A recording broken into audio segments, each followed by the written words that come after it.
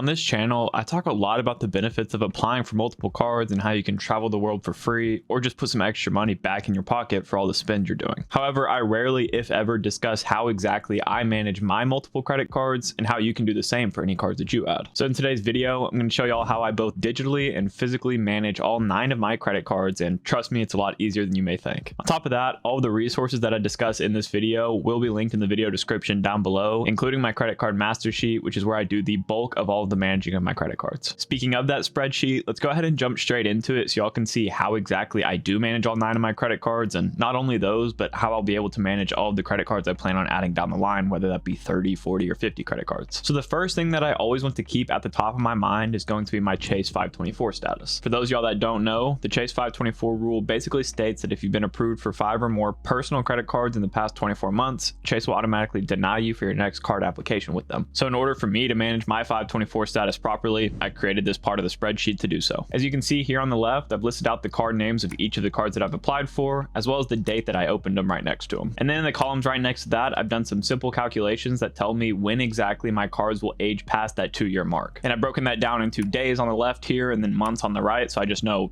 whatever time frame I'm looking at, this is how long I have until my next card drops off. I've also added some color to the spreadsheet here by doing some conditional formatting, and what this shows me is exactly what cards are either more than 2 years old or less than 2 years old, basically. So obviously everything in red is going to be under 2 years old, so these still need to age past that 2-year mark for them to drop off my 524 count. Then everything in green is already more than 2 years old, so it doesn't count towards my 524 status anymore. But of course I took it a step further and I manually input my 524 status here on the right. You can just calculate that by adding up all of the red cells that you see here, basically. And then I went one step further by adding in this final column that says the next card drop date. This basically just does some simple math and takes the date that I opened the card and adds the days until I hit that 2-year mark, and then pops out a date right here for me. So obviously this whole column right here kind of helps me plan out what cards I'm going to get next and, still stay at a reasonable 524 status. The next section of the spreadsheet is going to be my welcome bonus tracker. And once again, I have all of the cards that I have applied for right here, along with their date opened right next to them. And then particular to the bonuses themselves, I've listed out the total number of points that I'll get from each of these bonuses, or the total dollar value of those if it's a gift card or something like that. And of course, it's also good to keep track of what points I am earning from these welcome bonuses. And then of course, like I said, if it's a gift card, I'll list that out right here as GC for gift card. But for the most part, you'll see these types are very similar to what you've seen before. This is Ultimate Rewards points, City Thank You points, Amex membership rewards points, and Capital One miles there. After that, I put the requirements for the welcome bonus that I need to hit in order to actually, get those points in my account. That being both the spend required and the days that I have to hit that spend in order to, get the welcome bonus. And then in this final column, I did another simple calculation that tells me the return on spend that I will get for spending these required amounts, while taking into account the exact value of the points that I earned for these bonuses in this calculation. So for example, for my Amex Gold card here, you can see that I took the total number of points that I earned, divided that by 100 to get it to a cent per point value. And then I multiplied that total cent per point value by 2, because I estimate that you can get at least 2 cents per point whenever you book travel with Amex's travel partners. And then I divide that final number by the total spend required, and that pops out a percentage here of 45% return on spend I got for those $4,000 I spent to hit this welcome bonus. So if you valued these points differently, you could just change this number up here and it would, fix that for you. Speaking of welcome bonuses, the most seamless way that I've actually found to track my welcome bonuses as I'm hitting them is by using an app called Max Rewards. Now, as y'all know, Max Rewards is a sponsor of the channel, but before I even started on YouTube, I did actually use Max Rewards beforehand, and that's why I work with them now, because I only work with brands that I actually like the products of. But there are a couple of reasons that I like their app so much, and let me go ahead and share those with you. As I just alluded to, they do have a really nice welcome bonus tracker that I've added for basically all of the cards that I've applied for. And this is really nice because a lot of lenders don't actually have that in app. I know that some of them do now, but for the most part, they don't. So being able to have that with any of my cards that I apply for from any lender in one app is really nice. On top of that, they also have a really cool feature where they can tell me what exact card I need to pull out at my current location, what card I need to pull out depending on the spend category that I'm about to be spending in, or what card I should pull out at a future location I'll be going to that I can search for within the app. In reality, they track a lot more than just these things I've mentioned. They also track your total rewards balances, your total card balances, your card bill due dates, and everything like that. So in reality, this is just scratching the surface of what's possible. They also have a paid tier called Max Rewards Gold, and yes, I actually did pay for this myself before I partnered with Max Rewards, so take that for what it's worth. But what it does is not only activate all of your quarterly rotating categories on your cards with Chase, for example, but they also automatically activate all of your credit card offers for you. So as of right now, I have over 700 offers activated between my Chase and American Express cards, none of which I actually activated myself. If you're somebody that wants to just try out the free features of Max Rewards, be sure to use the link down in my description to go ahead and download the app. And whenever you sign up and are prompted for a promo code, be sure to use the code Spencer whenever you do so to get you a free month of Max Rewards Gold that can also be used in the future if you don't want to use it right now. Thank you to Max Rewards for being a sponsor of the channel and owning a product that I really do love. But let's go ahead and get back to my credit card management system. Now, we've covered all the cards that I currently have in my possession, but what about the cards that I plan on adding in the future? We got a little bit of the taste of how I roadmap my credit cards out in that first section of my spreadsheet, but there's much more to consider than just the Chase 524 rule. The next section on my spreadsheet is going to be the cards on my radar, and I try to keep only the cards in here that I plan on applying for within the calendar year. So at one point, all of the cards that I have already applied for this year were in this section, but I went ahead and moved those up whenever,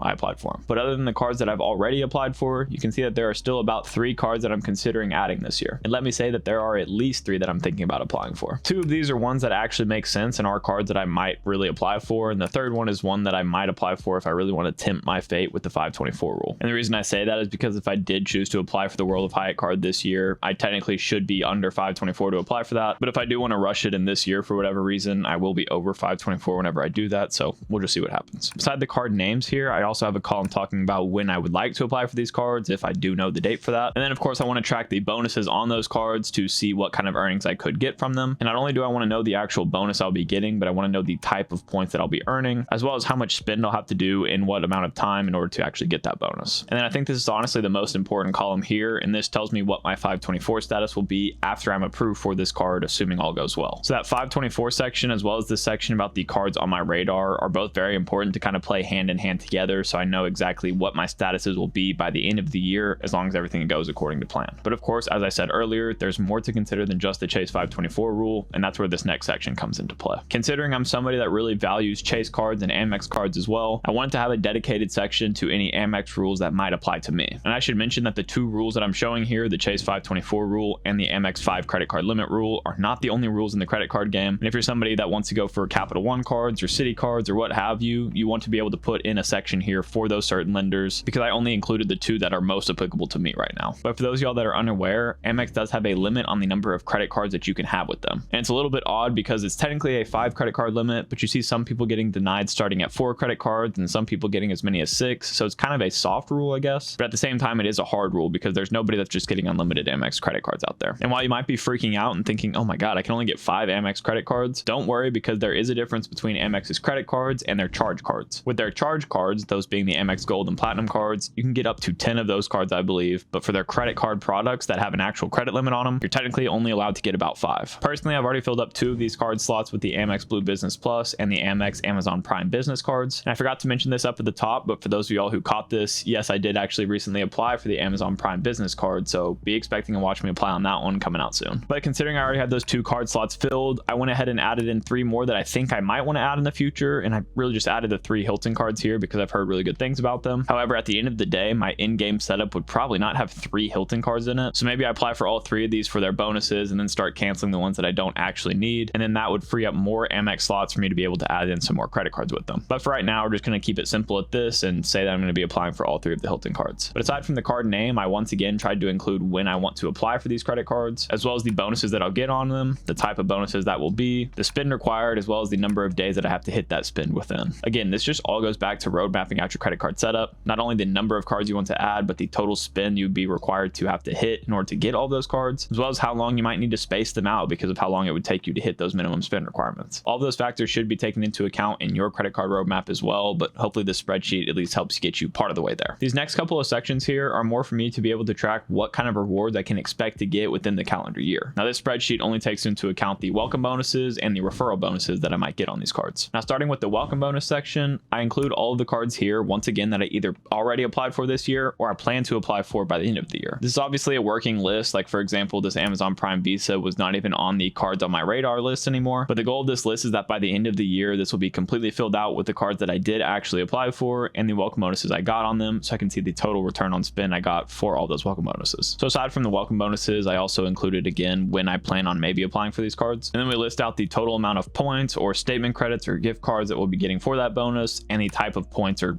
money that we'll be getting back because of these bonuses. But then where everything gets interesting is on the right side of this section. First, I include all the spend required for me to hit these welcome bonuses as we did above. And then I break down the total value of those points that I'll be getting for all of that spend that we do in the main 3 ways that I redeem my points or recommend that you do as well. That being in cashback form, through a travel portal, referral or through transfer partners. Now, personally, since I am somebody on team travel, redeeming for cashback is just not necessarily something that's even on my radar at all right now, except of course whenever I apply for something like the Amex Amazon Business Prime, which gives me a cashback bonus, and that's it. And it also doesn't earn any transferable currencies or anything like that. The card will just give me Amazon credits back, basically. But for the majority of cards that I apply for, they're going to be earning transferable currencies like Chase's Ultimate Rewards points or Amex's membership rewards points. And in reality, redeeming those points for cashback is just not the way to do it, especially when it comes to Amex's membership rewards points. So I book all of my points either through a travel portal or with travel partners, which is the better option. Personally, I expect most all of my transferable currencies to give me at least 2 cents per point whenever I transfer them out to travel partners. So that's the estimation that I gave these cells here. Now, the travel portal value will be a little bit different for each lender because for the most part, you're going to get 1 cent per point no matter what lender you're talking about. But for somebody like me who has the Chase Sapphire Preferred that gives me a 25% boost on all of my Chase points through the travel portal, that's going to add this 1.25 times multiplier on my Chase points that I've earned from these welcome bonuses. And then once again, like I said, in cashback, it's not necessarily ideal. With Chase's points, you're going to get 1 cent per point, so it's not terrible. But for example, with somebody like Capital One, you're only getting half a cent per point in value, which is not good. And then with a normal Amex card, you're only getting 0.6 cents per point if you redeem your points for cashback, which is also not good. But once all of those calculations are done, I decided to also total up all of the spend required, as well as all of the values I'd be getting no matter how I spent those points. And then under that, of course, I did a simple return on spend calculation to show me exactly what return on spend I'd be getting for all of the welcome bonuses on all of my cards within the calendar year. So obviously, as you can see here, cashback and travel portal is,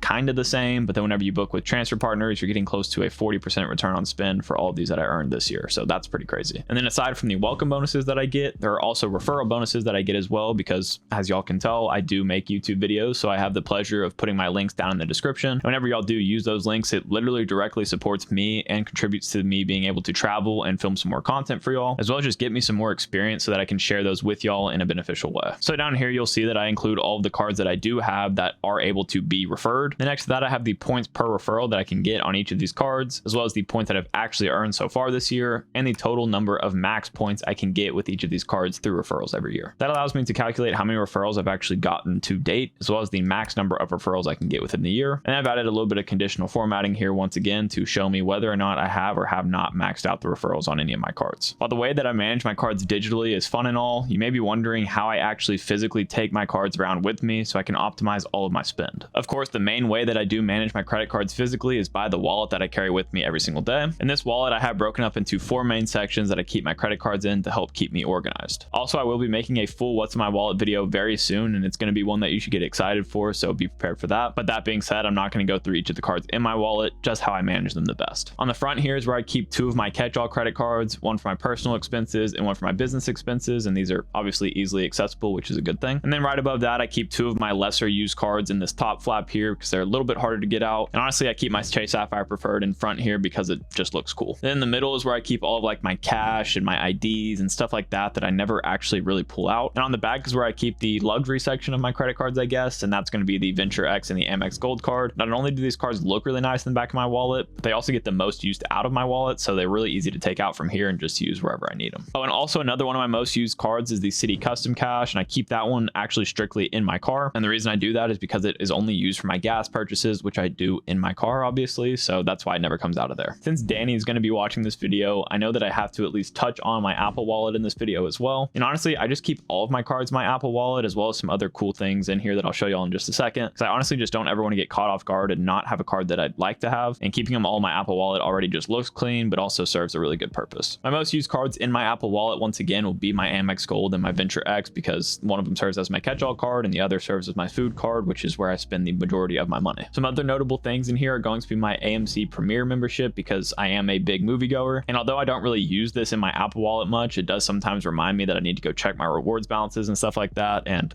I really do love movies, like I said. So this membership has become an essential in my life. I also have things like my Chipotle membership card, which is a place that I spend way too much money at, as well as my gym membership, and then also my Priority Pass lounge access card. And while I haven't gotten to use that card yet, I'm definitely excited to down the line and get prepared for videos on that whenever I do. Another place I keep some of my cards are going to be my backup wallet, which, as you can see here, is an Extra wallet. For those of y'all that don't know, Extra's been a partner of the channel for quite a while. I do have a link for them in the description of every single one of my videos if you're interested in a wallet like this. It will give you 5% off on any of the products you buy on their website, and they have some pretty cool ones, so I'd check it out. And if the name didn't ring a bell, this is the card wallet that gives you the cool slide out feature with the press of the button, so you've probably seen it. But in here, I either keep my old cards or cards that just don't ever need to be be used physically. For example, my Chase Freedom Student is in here, and that's the first card I got that's now been product changed to my OG Chase Freedom. And speaking of the OG Chase Freedom, that's another card that usually stays in here, especially when the rotating quarterly category on that card is with Amazon, which it is this quarter. And speaking of Amazon, whenever I do finally get the Amazon Prime card in the mail, it's likely honestly going to take a seat in the backup wallet, because once again, it's just going to get loaded to my Amazon account, and then I'll never really have to think about it after that. If you thought we were done there, you are wrong, because I also have one final place I store some of my cards, and that's going to be in this like Crayola box. This box is where I keep my 10 plus debit cards in, because as we know, credit cards are the only way you should be spending your money, as long as you can be responsible with them and use them like a debit card. Or if you're pulling money out from an ATM, then you do need a debit card. So that's something to keep in mind. And honestly, the way I've accumulated all of these credit cards is by either just opening accounts for things I actually need, or by churning bank accounts, which I learned from RJ Financial. And we actually made a video about that recently here on my channel. So if you're interested in doing that, go ahead and check that out. So if you're somebody that's interested in adding as many cards as I have, or maybe even more, be sure to watch this video next to better understand how many credit cards you should have depending on what stage you're at in the credit card game. And as always, Odin and I both want to say thank you guys so much for watching this video. If you did enjoy, please consider leaving a like and subscribing to the channel, and we'll catch you guys next time.